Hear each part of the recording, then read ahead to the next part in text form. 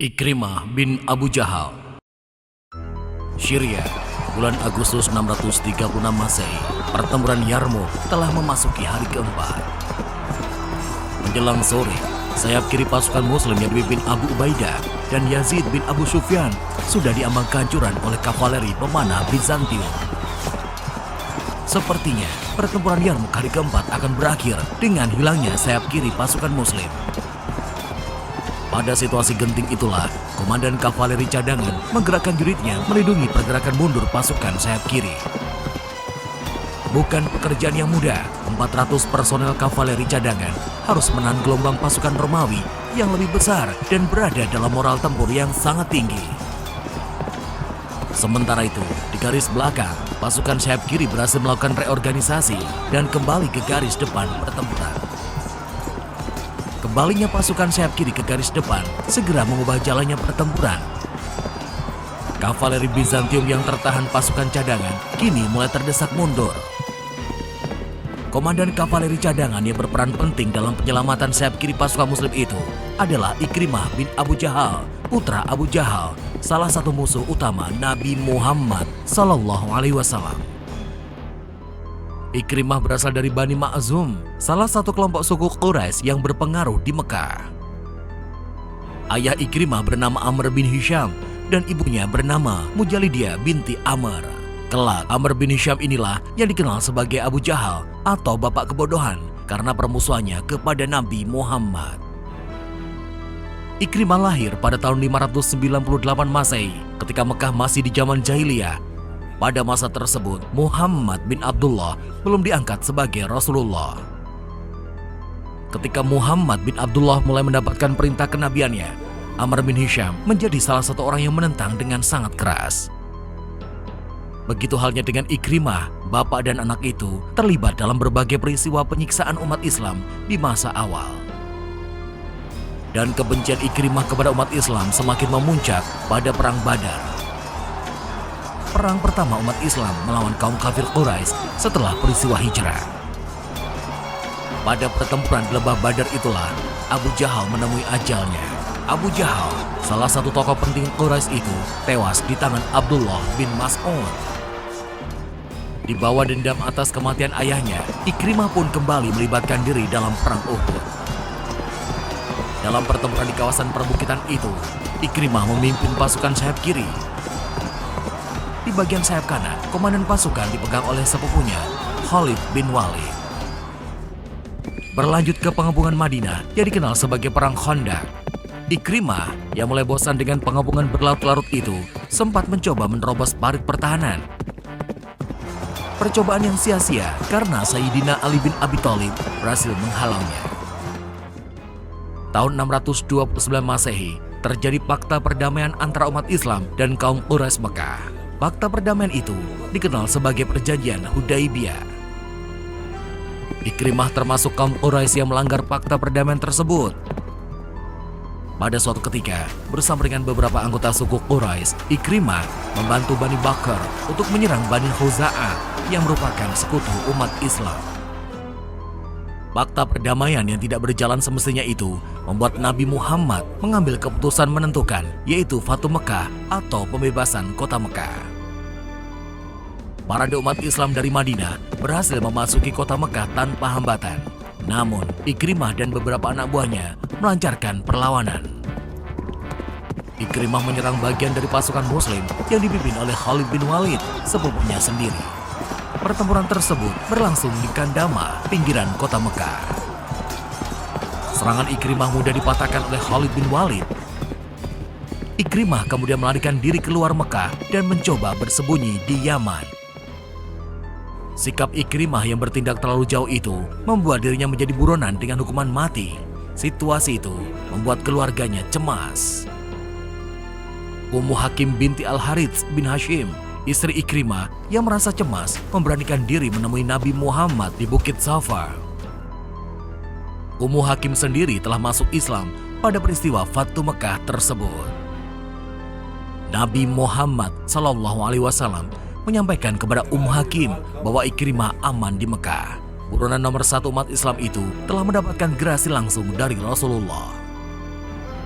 Ummu Hakim kemudian menemui Ikrimah yang saat itu berada di tepian Laut Merah dalam upayanya melarikan diri ke Yaman dengan menggunakan kapal. Setelah diyakinkan istrinya, Ikrimah kembali ke Mekah dan menemui Nabi Muhammad. Tidak ada paksaan bagi Ikrimah untuk menjadi muslim.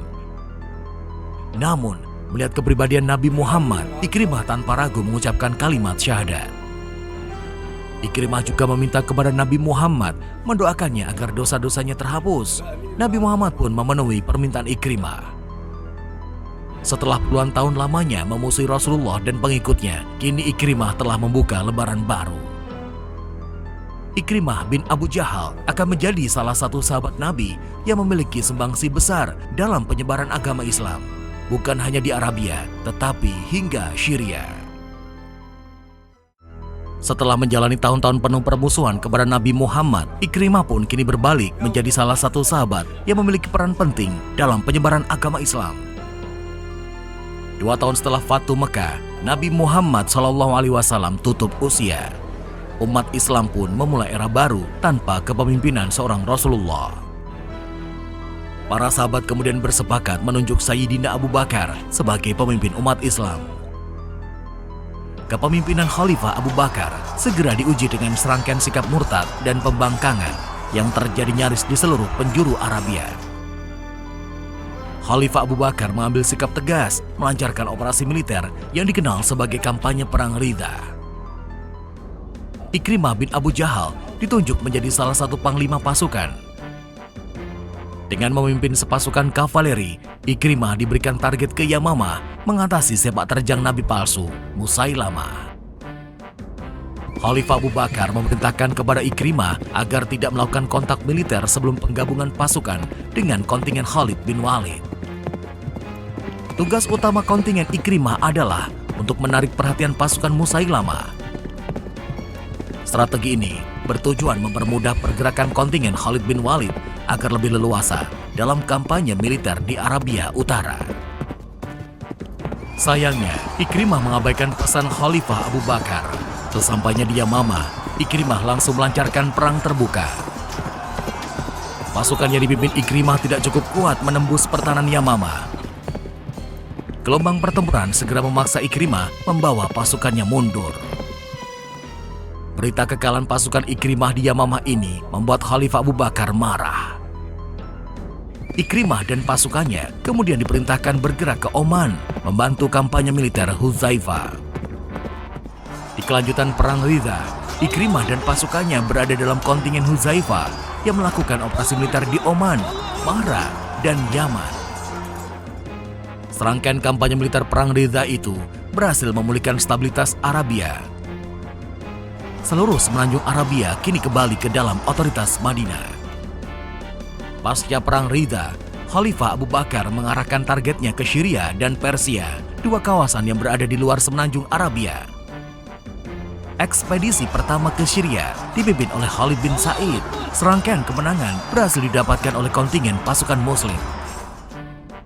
Melihat pergerakan pasukan Khalid yang semakin dalam ke tanah Syria, Khalifah Abu Bakar mengirimkan 2 kontingen pasukan yang masing-masing dipimpin oleh Walid bin Uqbah dan Ikrimah bin Abu Jahal. Pada pertempuran Mars As-Sufar, pinggiran Damaskus, pasukan Khalid bin Sa'id menderita kekalahan telak. Situasi ini membuat Khalid memutuskan mundur ke Zil Marwah. Melihat situasi yang genting itu, Ikrimah mengambil alih kepemimpinan pasukan Muslim di Syria. Sambil bertahan menghadapi serbuan Bizantium, Ikrimah memulai evakuasi pasukan dari Syria. Merespon kekalahan telak di Damaskus, Khalifah Abu Bakar mengirimkan 4 kontingen pasukan yang masing-masing dipimpin oleh Abu Ubaidah, Yazid bin Abu Sufyan, Amr bin As, dan Syurabil bin Hasanah. Ketika 4 kontingen telah memasuki tanah Syria, Ikrimah dan pasukannya ditempatkan sebagai pasukan cadangan di perbatasan Arabia Syria. Pasukan Ikrimah berfungsi sebagai pengaman rute komunikasi sekaligus logistik antara Madinah dengan Syria. Saat itu, Ikrimah memimpin sekitar 6.000 personil. Dalam gelombang awal invasi 4 kontingen pasukan Muslim ke Syria, Ikrimah masih belum begitu banyak terlibat dalam pertempuran. Setelah penarikan Khalid bin Walid dari sektor Persia, intensitas pertempuran di Syria semakin meningkat. Pada pertempuran di Ajnadain, Khalid bin Walid yang ditunjuk sebagai panglima tertinggi operasi militer Syria mulai menggunakan semua sumber daya yang dimiliki pasukan Muslim. Pada pertempuran yang menentukan di Ajnadain, Khalid bin Walid memanggil pasukan cadangan yang dipimpin Ikrimah bin Abu Jahal. Dari Ajnadain inilah, Ikrimah akan lebih banyak terlibat dalam berbagai pertempuran selanjutnya. Dan puncak kampanye militer Syria terjadi pada pertempuran Yarmouk. Pada pertempuran paling menentukan di tanah Syria inilah, Ikrimah memimpin kavaleri cadangan yang harus siap tempur di semua lini. 15 Agustus 636 Masehi di lembah sungai Yarmouk, pada duel pembuka, Ikrimah bin Abu Jahal bertarung dengan salah satu perwira Bizantium. Ikrimah berhasil mengakhiri duel tersebut dengan baik. Beberapa perwira Muslim lainnya seperti Amr bin As juga berhasil mengakhiri duel dengan kemenangan. Kemenangan para perwira Muslim dalam duel telah meningkatkan moral tempur pasukan. Pada awal-awal pertempuran, pasukan Bizantium lebih banyak mengambil inisiatif serangan. Para perwira Bizantium melancarkan agresivitas di semua lini pertempuran. Khalid bin Walid masih menggunakan strategi defensif dan memancing pergerakan maju pasukan Bizantium. Strategi ini dilakukan untuk sebanyak mungkin menjatuhkan korban di pihak lawan. Memasuki hari keempat, Khalid bin Walid memerintahkan sayap kiri yang dipimpin Abu Ubaidah dan Yazid bin Abu Sufyan mengambil inisiatif serangan. Pertempuran hari keempat pun berlangsung dengan inisiatif serangan dari kedua belah pihak. Dan menjelang sore hari, Bizantium memberikan kejutan dengan serangan kilat yang dilancarkan kavaleri pemanah. Pasukan sayap kiri menderita tekanan luar biasa seiring hujan ribuan anak panah yang menerpa mereka. Abu Ubaidah dan Yazid bin Abu Sufyan dengan tergesa-gesa membawa pasukannya bergerak mundur. Korban segera berjatuhan dengan cepat. Abu Sufyan yang berada di tengah-tengah pasukan tidak luput dari serangan kilat tersebut. Sebuah anak panah menancap di matanya. Sayap kiri pasukan Muslim telah kehilangan formasi tempurnya. Pertempuran Yarmouk hari keempat sepertinya akan menghabisi seluruh pasukan Muslim di sisi kiri.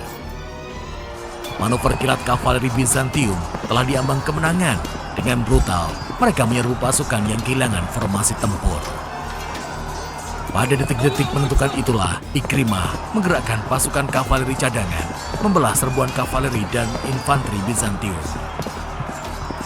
400 personel kavaleri cadangan harus berdarah-darah melawan jumlah pasukan yang jauh lebih besar. Pasukan kavaleri Ikrimah berhasil menahan laju kavaleri Bizantium. Dan tentu saja bukan pekerjaan mudah, Ikrimah harus menerima luka-luka di sekujur tubuhnya, begitu halnya dengan pasukannya. Sementara itu, di garis belakang, Abu Ubaidah dan Yazid berhasil mereorganisasi pasukannya. Dengan cepat, kedua perwira tinggi itu membawa pasukannya kembali ke garis depan, membantu pasukan kavaleri Ikrimah. Kembalinya pasukan Yazid dan Abu Ubaidah mengubah jalan pertempuran di sayap kiri. Kejutan Bizantium berhasil diatasi dan sekarang mereka justru terdesak mundur.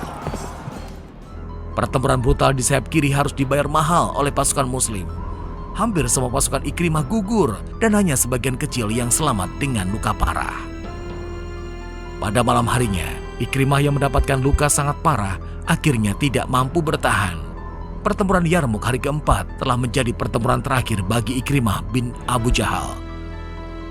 Dia yang dahulu memusuhi Nabi Muhammad kini gugur sebagai pembela ajaran Rasulullah.